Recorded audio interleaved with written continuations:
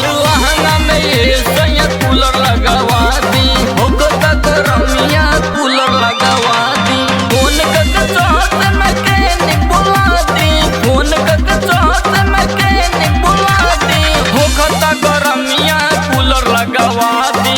लहंगा में ये सैया कूलर लगवा दी।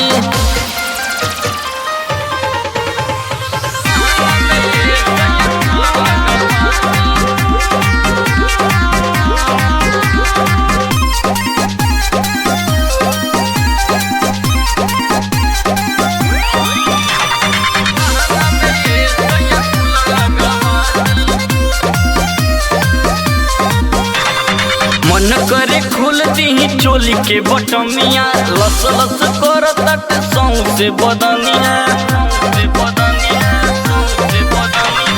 मन करे खुल दी चोली के बटमिया, लस लस कर तक सौंसे बदनिया।